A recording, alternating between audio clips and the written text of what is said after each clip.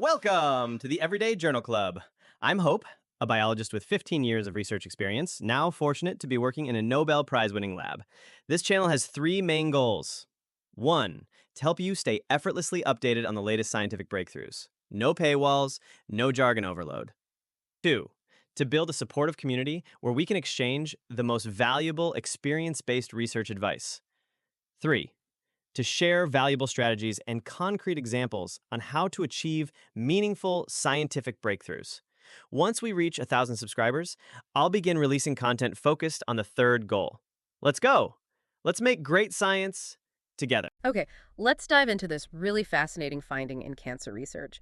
If you've been thinking about cancer mostly as, a local problem within a specific tissue, well, this paper suggests we need to zoom out, way out. The core idea we're unpacking today is that tumors don't just stay local, they actively hijack and rewire the communication channels between organs. The whole system gets involved. Yeah, it's a major shift. The starting point is something we know but maybe don't always focus on. Organs aren't isolated. They're constantly talking. You've got immune cells moving around, hormones, cytokines.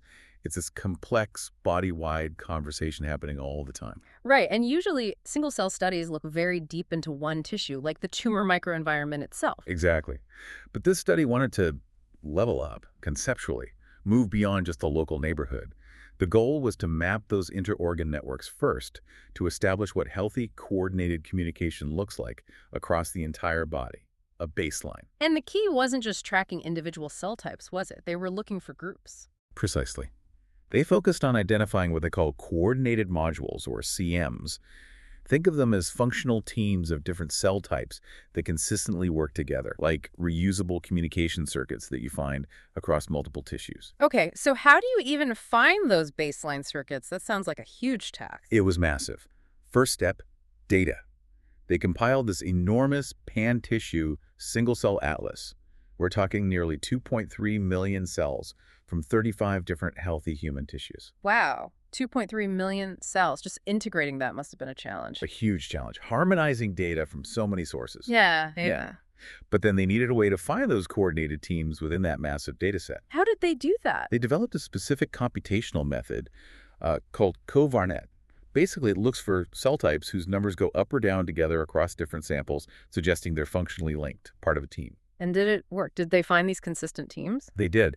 They identified 12 distinct cross-tissue CMs. These seem to represent fundamental units of healthy communication in the body. Can you give an example? Sure. One really clear one was CM10. They called it a vascular unit. It consistently popped up with pericytes, smooth muscle cells, endothelial cells, Right. Basically the core components of blood vessel walls. And you'd find this same CM10 signature strongly in tissues like the heart, skin, lungs. It showed these functional units are truly system-wide. Okay, that makes sense. A shared vascular toolkit the body uses everywhere. So if we have these 12 stable, healthy communication modules, that begs the question. When cancer enters the picture, what happens to these circuits? Does the tumor just, shut them down? Or is it more sinister? Does it corrupt them? That's exactly what they investigated next. They took a pan-cancer atlas data from 29 different cancer types and projected it onto their healthy CM baseline map. They wanted to measure how the communication changed. And the results? It was pretty dramatic. Yeah. They saw two major things happening at the same time, a system-wide rewiring event. Okay, what's the first part? First, they saw a clear, significant drop in the activity of those 12 healthy CMs within the tumor samples. It suggests a widespread loss of that normal, healthy tissue organization and communication across the body. Things start breaking down. So the healthy signals fade, but you said two things were happening? Right. At the same time the healthy modules were declining, something new was emerging. They found what they termed a convergent cancerous ecosystem. Let's call it a cancer network module, maybe CCM-ARO2, based on their naming. This module was mostly made up of cancer-associated cells, like certain fibroblasts and immune cells. And this wasn't specific to one cancer type. No, that's the critical part. It was convergent. They saw the same cancerous module appearing across many of the 29 different tumor types they looked at. And crucially, its activity wasn't just on or off. It increased progressively.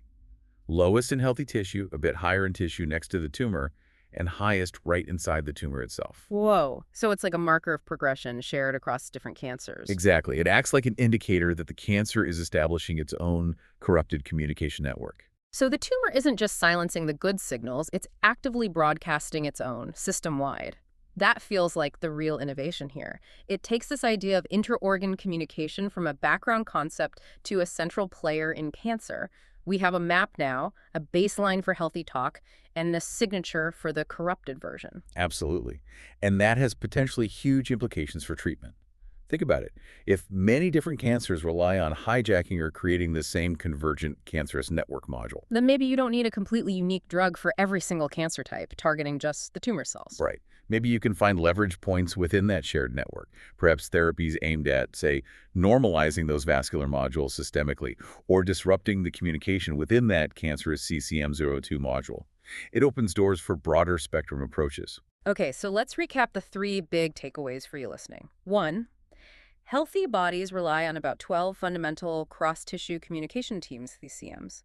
2, cancer messes this up in two ways. It disrupts the healthy teams and builds its own new shared cancerous network module. And 3, understanding this network view of cancer could lead to new systemic treatments that work across different cancer types. It's important to add one key limitation, though. They've clearly shown this rewiring happens. It's correlated with cancer. But we still need more work to figure out the causality. Does the network rewiring drive the cancer's progression, or does it mainly reflect it? That's the next step. That's a fair point. Causality is always tricky. But it leaves us with a really provocative final thought. If cancer truly relies on establishing its own body-wide communication system to thrive, how much have our traditional locally focused treatments been missing the bigger picture?